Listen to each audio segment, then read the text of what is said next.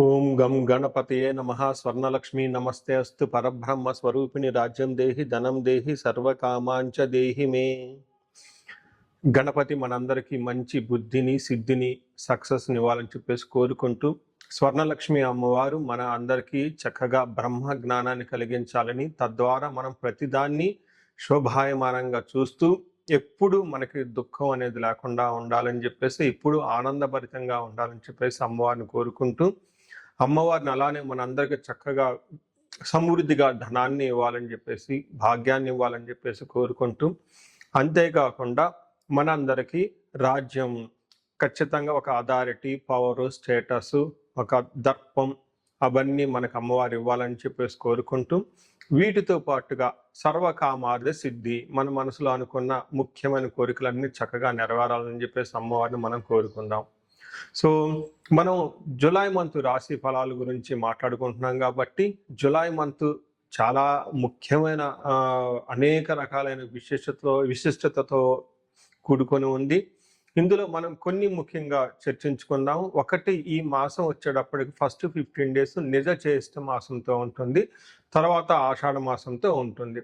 ఈ జ్యేష్ఠ మాసంలో చాలా వరకు పెళ్ళిళ్ళు, ముఖ్యమైన కార్యక్రమాలు ఉన్నాయి. వీటితో పాటుగా ఎప్పుడైతే ఆషాఢ మాసం స్టార్ట్ అవుతుందో, ఇందులో చాలా చాలా ముఖ్యమైన పనులు అయితే ఖచ్చితంగా ఉన్నాయండి. ఒకటి మనం చూసుకుంటే గురుమూఢమి స్టార్ట్ అవుతుంది. ఎప్పుడైతే గురుమూఢం స్టార్ట్ అవుతుందో, ఈ గురుమూఢమి మనకి జూలై 15 నుంచి ఆగస్టు 13 వరకు ఉంది. ఈ డేట్స్లో మనకి వివాహాలు కానివ్వండి, గృహ ప్రవేశాలు లాంటివి శుభకార్యాలు ఎక్కువగా చేయరు. అది ఒకసారి గమనించవలసిందిగా కోరుతున్నాను. వీటితో పాటుగా మనకి ఇంకొక ముఖ్యమైనది ఏమవుతుందంటే, మనకి దక్షిణాయనం స్టార్ట్ అవుతుంది 17వ తారీఖు నుంచి. అక్కడ నుంచి ఇప్పటిదాకా ఉన్న ఉత్తరాయణం కంప్లీట్ అయిపోయి దక్షిణాయనం స్టార్ట్ అవుతుందని గమనించాలి. తర్వాత 25వ తారీఖున మనకి తొలేకాదశి స్టార్ట్ అవుతుంది. దానికి ముందుగా చాతుర్మాస వ్రతం అని చెప్పేసి 4 మాసాలు ముఖ్యమైన మాసాలుగా చాతుర్మాస వ్రతం కూడా ఇందులోనే స్టార్ట్ అవుతుంది. ఇంకొకటి లాస్ట్ అండ్ ఫోర్మోస్ట్ ఇంపార్టెంట్, ఈ నెల 26వ తారీఖు నుంచి ఈ 14వ తారీఖు నుంచి 22వ తారీఖు వరకు మనకి చైత్ర మనకి ఆషాఢ నవరాత్రులు అని చెప్తారు. వీటిని ఏమంటారు? గుప్త నవరాత్రులు అంటారు, లేకుంటే వారాహి నవరాత్రులు అని చెప్పేసి చేస్తూ అంటారు. ఈ నవరాత్రులు కూడా ఎంతో విశిష్టత కలిగి ఉంది. పర్సనల్గా ఈ 9 రోజులు నేను కూడా చక్కగా సింపుల్గా చేస్తాను, పెద్ద పెద్ద హడావుడిగా చేయకుండా. ఇలా చేసుకునే వాళ్ళందరికీ ఎంతో బాగా ఉపయోగకరంగా ఉంటుంది. లాస్ట్లో ఈ మంత్ మనకి గురు పూర్ణిమతో ఈ మాసం అనేది పూర్తి అవుతుంది. ఇన్ని రకాల విశిష్టత కలిగిన ఈ మాసంలో జ్యోతిష శాస్త్రం ప్రకారంగా కూడాను 3 ముఖ్యమైన గ్రహాలు మారుతూ ఉన్నాయన్నమాట. ఆ గ్రహాలు మనం ఏంటో చూసుకుంటే, జూలైలో 4వ తారీఖు, 7వ తారీఖు, 16వ తారీఖు, 21వ తారీఖు, ఇలా జూన్ అంటే 3 గ్రహాలు మారుతున్నాయి. ఈ మారే గ్రహాల్లో శుక్రుడు, బుధుడు, సూర్యుడు గ్రహాలు కూడా ఉన్నాయి. 4వ తారీఖు వచ్చేటప్పటికి శుక్రుడు, బుధుడు వచ్చి 7వ తారీఖు, 16వ తారీఖు సూర్య భగవానుడు మారుతూ ఉన్నారనమాట. ఈ యొక్క 3 గ్రహాల యొక్క ప్రభావం మనకి జూలై మంత్లో ఎలా ఉండబోతుందో మనం తెలుసుకుందాం. సో జూలై మంత్ కర్కాటక రాశి వారిలో రాశి ఫలాలు చూసుకుంటే ఫలితాలు, వీళ్ళకి ఒక ఉద్యోగ విషయంలో చాలా జాగ్రత్తగా ఉండాలి. మిగతా అన్ని విషయాల్లో బాగుందని గమనించుకోవాలి. కొన్ని చోట్ల చాలా చక్కగా బాగుంది, కొన్ని చోట్ల చాలా ఛాలెంజింగ్గా కూడా ఉందని గమనించుకోవచ్చు. ఓవరాల్గా ఉద్యోగ విషయంలో కొంచెం జాగ్రత్తగా ఉంటే మిగతా అన్ని విషయాలు ఆటోమేటిక్గా చక్కగా ఉన్నాయని గమనించుకోవచ్చు. ఇందులో ఉన్న నక్షత్రాలు చూసుకుంటే పునర్వసు 4వ పాదం, పుష్యమి 1, 2, 3, 4 పాదాలు, ఆశ్లేష 1, 2, 3, 4 పాదాలంతా ఈ రాశిలో ఉంటారు. పేరు బలం బట్టి చూసుకుంటే హీ, హూ, హో, డాడీ, డూ, డే, డో అన్న లెటర్స్ ఈ రాశిలో ఉంటారని గమనించాలి. ఇందులో లఘు గోచారం, సూక్ష్మ గోచారం ప్రకారం చూసుకుంటే చిన్న చిన్న సంస్కృతం మాటల్లో టోటల్ మంత్ అంతా ఎలా ఉంటుందో తెలుసుకోవచ్చు.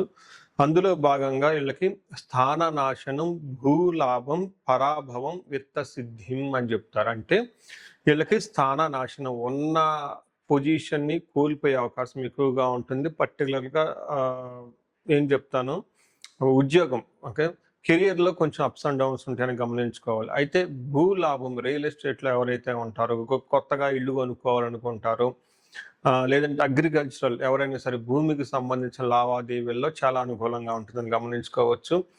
అయితే విత్త సిద్ధ్యం ధన ప్రవాహం కూడా అనుకున్న విధంగా చక్కగా మీకు అవసరాలకు తగిన విధంగా అందే అవకాశం ఉంటుంది. ఇంకొక విషయంలో జాగ్రత్తగా ఉండాలి. పరాభవం, అవమానాలు చేసే పరిస్థితులు ఎక్కువగా ఉంటుంది. మిమ్మల్ని కావాలని అవమానం చేసే వాళ్ళు కూడా ఎక్కువగా ఉంటారు. ఇప్పటి వరకు మనం చెప్పుకున్న విషయాల్లో ముఖ్య విషయం ఏంటంటే జాబులో జాగ్రత్తగా ఉంటే సరిపోతుంది. మనం ఒక్కొక్క గ్రహం ఏ విధంగా ఉంది, సూర్యుడు వల్ల స్థాననాశనం అయ్యే అవకాశం ఉందని చెప్పుకున్నాం. 11వ స్థానం అంటే జన్మ రాశిలోని వీళ్ళకి సూర్యుడి యొక్క సంచారం జరగటంతో కొంచెం జాగ్రత్తగా ఉండాలి. ఎప్పుడైతే సూర్యుడు జన్మరాశిలో ఉంటారో మనకి ఒక రీసెంట్గా సైంటిఫిక్ స్టడీ రిపోర్ట్ కూడా వచ్చింది దీని గురించి. ఎక్కువగా హార్ట్కి సంబంధించిన ప్రాబ్లమ్స్ ఎక్కువగా ఫేస్ చేస్తూ ఉంటారు. చెస్ట్ పట్టుకున్నట్లు ఉండటం, డీహైడ్రేషన్ అవ్వటం, రెండోది గ్యాస్ట్రైటిస్ విపరీతంగా రావటం, తద్వారా చెస్ట్ పట్టుకున్నట్లు ఉండటం, ఇవి జరిగే అవకాశం ఎక్కువగా ఉంటుంది. ఎవరికైనా స్టెంట్స్ కానీ హెల్త్ కాంప్లికేషన్స్ ఉన్న వాళ్ళు కొంచెం జాగ్రత్తగా ఉండండి. కార్డియా లాంటి ఎక్సర్సైజులు చేయటం, తర్వాత ఫుడ్ జ్యూసెస్ కానివ్వండి, ఇలా సాత్వికమైన ఫుడ్ తీసుకోవటం, వాకింగ్ చేయటం, ఎండకు బయటకు తిరగకుండా ఉండటం, ఈ ఫుడ్ విషయం జాగ్రత్తగా ఉండటం ఎంతైనా ముఖ్యం. ముఖ్యంగా ఒక విషయం ఏం చెప్పాలంటే మనకి ప్రాచీన శాస్త్రాల్లో, జ్యోతిష శాస్త్ర గ్రంథాల్లో సూర్యుడు ఫస్ట్ హౌస్లో ఉంటే ఏ విధంగా ఉంటుంది అనేది ఒక సంస్కృతంలో రాశారు. అది దేహార్తిం సత్వం సతతం కాలాతిక్రమణ భోజనం బంధుమిత్ర సుహృద్వేష చంద్రరాశి గతో రవి అంటారు. అంటే ఎప్పుడైతే జన్మరాశిలో సూర్యుడు ఉంటారో దేహార్తి, శారీరకంగా బాధ ఉంటుంది. సత్వం సంతాప అంటే చాలా టైర్డ్గా ఉంటారు. కాలాతిక్రమణ భోజనం సరిగ్గా భోజనం చేయరు. బంధుమిత్రులతో గొడవలు అవుతూ ఉంటాయి అని చెప్తూ ఉంటారు. అందుకని ఇందాక చెప్పుకునే విధంగా వీళ్ళకి కొంచెం జాగ్రత్తగా ఉండాలి. భార్యకు కూడా హెల్త్ విషయంలో కొంచెం అప్సెట్ అయ్యే అవకాశం ఉంటుంది. నెక్స్ట్, సూర్యుడు ఇప్పటిదాకా మనకి అంతంత మంచి రిజల్ట్ ఇవ్వటం లేదు, కానీ కుజుడు మాత్రం మంచి సపోర్ట్ ఇస్తూ ఉన్నారు. కుజుడు వీళ్ళకి 11వ స్థానంలో ఉండటం వల్ల కుజుడు యొక్క బెస్ట్ పొజిషన్ అని మనకు చెప్తూ ఉంటారు. కుజుడు 11వ స్థానంలో ఉంటే ఏం జరుగుతుంది?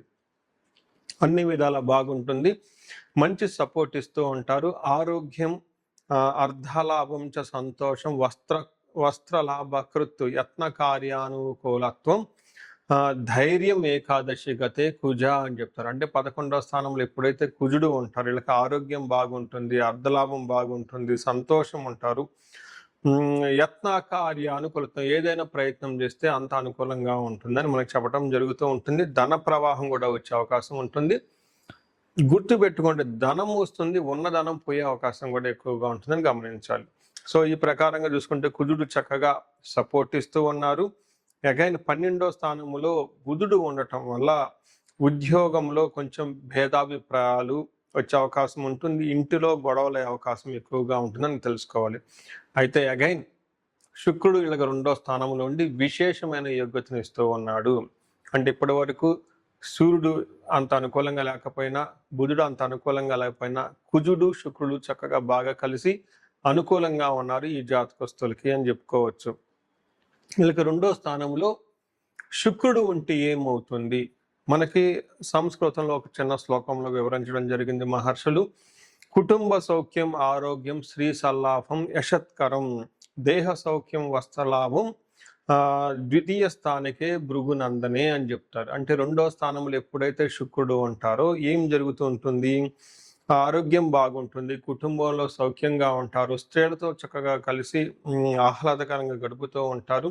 ఇన్ కేస్ స్త్రీలైతే జెంట్స్తో చక్కగా ఆహ్లాదకరంగా గడుపుతూ ఉంటారు. శారీరకంగా ఆరోగ్యం బాగుంటుంది, వస్త్ర లాభం, చక్కగా షాపింగ్ చేసి ఫంక్షన్స్ అన్ని అటెండ్ అవుతూ ఉంటారు.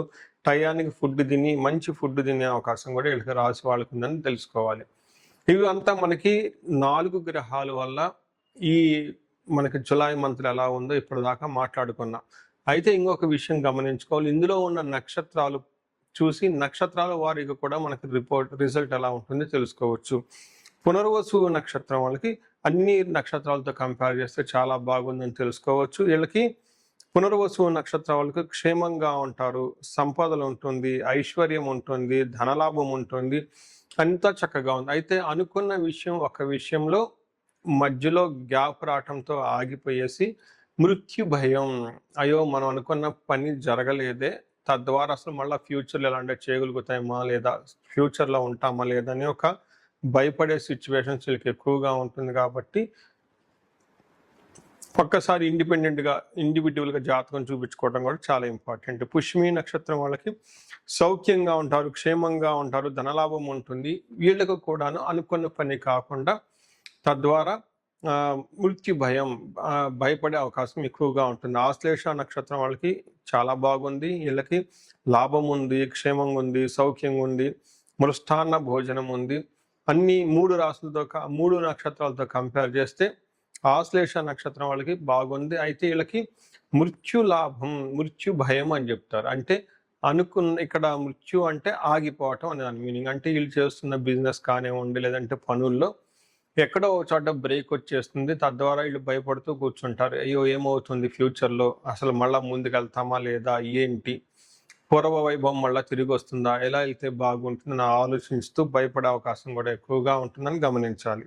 సో వీటితో పాటుగా ఈ రాశి వాళ్ళకి ఎలాంటి లత్తా కానీ వేరే ఎలాంటి ప్రాబ్లమ్స్ అయితే లేవు కాబట్టి చక్కగా ఉంది. ఉన్న విషయంలో మాత్రం అవమానాలు జరిగే అవకాశం ఎక్కువగా ఉంటుంది. ప్రొఫెషనల్ మ్యాటర్స్లో కేర్ఫుల్గా ఉంటే మిగతా అంతా బాగుందని గమనించుకోవాలి.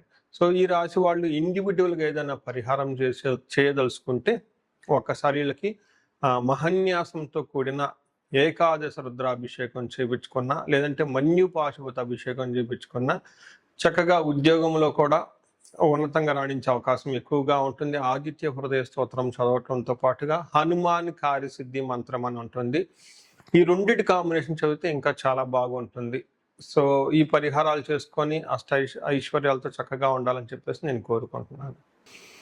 పరిహారాల్లో భాగంగా ఈ రాశి వాళ్ళు ముఖ్యంగా నేనేం చెప్తానంటేనండి, ఇది గోచార రీత్యం, అంటే గోచార ఫలితాలు అని చెప్తూ ఉంటారు. అయితే మీ ఇండివిజువల్ యొక్క జన్మరాశిలో చూడటం కూడా చాలా ఇంపార్టెంట్. ఈ గోచార రీత్యాలతో పాటు మీకు ఇండివిజువల్గా ఉన్న దశాభుక్తి ఏంటి, ఏమైనా శాపాలు ఉన్నాయి, ఏమైనా గ్రహ దోషాలు ఉన్నాయో జ్యోతిష శాస్త్రంలో ప్రకారం ఎనాలిసిస్ చేసుకోవడం చాలా ఇంపార్టెంట్. ముఖ్యంగా ఎవరికైతే ఏజ్ 40 years ±5 years ఉంటుంది, అంటే 35 to 45 years ఏజ్ ఉండి మధ్యలో మీకు ఎక్కడైనా కనుక కెరీర్లో గ్యాప్ వచ్చినా, లేదంటే అనుకున్న పనులు కాకపోతున్నా, మధ్యలో స్టాగ్నేటెడ్గా అనిపించినా, లేదంటే ఏదైనా ఒక గందరగోళమైన పరిస్థితి, కయోటిక్ పరిస్థితుల్లో మీరు ఇన్వాల్వ్ అయ్యారు, తెలవకుండా అవుట్ ఆఫ్ యువర్ కంట్రోల్ వెళ్తూ ఉంది అనుకుంటే ఖచ్చితంగా మీ జన్మ జాతకం చూపించుకోవడం చాలా చాలా ఇంపార్టెంట్. ఎందుకు అంటే మనకు మోడర్న్ సైకాలజీలో, మోడర్న్ సైన్స్లో ఇది మిడ్ లైఫ్ క్రైసిస్ అంటారు. కానీ జ్యోతిష శాస్త్రం దీనికి చాలా విధాలైన పరిష్కారాలను చూపిస్తుంది. ఈ టైంలో 2 ముఖ్యమైన విషయాలు జరుగుతూ ఉంటుంది. అలా మీ గ్రోత్ కనుక ఆగిపోయి ఉంటే, ఫస్ట్ మీకేమైనా శాపాలు ఉన్నాయా, ఆ శాపాలు ఈ టైంలో యాక్టివేట్ అయ్యా అనేది చూసుకోవాలి. రెండోది, ఈ టైంలో మీకు నడుస్తున్న దశాభుక్తుల యొక్క గ్రహాల యొక్క ఏమైనా దోషాలు ఉన్నాయా, ఈ 2 కారణాలు ఏంటో తెలుసుకొని వాటికి సంబంధించిన విశ్లేషణ చేసుకొని చక్కటి పరిష్కారాలు చేసుకొని పరిహారాలు చేసుకుంటే లైఫ్ 10 అంతలు ముందుకెళ్ళే అవకాశం ఎక్కువగా ఉంటుంది. నా దగ్గరకు వచ్చే క్లయింట్స్లో ఎక్కువగా ధనానికి ఇబ్బంది పడుతున్న వాళ్ళు స్వర్ణలక్ష్మి విశేష హోమం చేయించుకుంటూ ఉంటారు. శత్రు బాధలు విపరీతంగా ఉన్నవాళ్ళు మనకు వచ్చేటప్పుడు చండీ హోమం చేయించుకుంటూ ఉంటారు. వీటితో పాటుగా ఎవరికైనా హెల్త్ బాగలేకపోతుంటే ఆయుష్ సూక్త్యం, మహామృత్యుంజయ హోమం చేయించుకుంటూ ఉంటారు. భార్యాభర్తల కోసం అన్యోన్య దాంపత్య పాశుపత అభిషేకము లేదా విశ్వావసు గంధర్వరాజ హోమము, ఇవన్నీ చక్కగా చేయించుకుంటూ ఉంటారు. ఎలాంటి పరిస్థితులు మీకున్నా, ఎలాంటి సమస్యలు మీకున్నా, లేదంటే ఎలాంటి క్లారిఫికేషన్ మీకు కావాలనుకున్నా కానీ, ఫ్యూచర్ గురించి ప్లాన్స్లో కన్ఫ్యూజన్ ఉన్నా కానీ ఒక్కసారి మీ జన్మ జాతకం చూపించుకొని ఆ జాతకంలో ఏ ప్రకారంగా ఉందని తెలుసుకొని చక్కటి పరిష్కారాలు చేసుకుంటే లైఫ్ అనేది 10 అంతలు ముందుకెళ్ళే అవకాశం ఉంటుంది. మీ అందరికి అష్టైశ్వర్యాలు కలగాలని, భోగభాగ్యాలు కలగాలని చెప్పేసి నేను కోరుకుంటున్నాను. నమస్తే.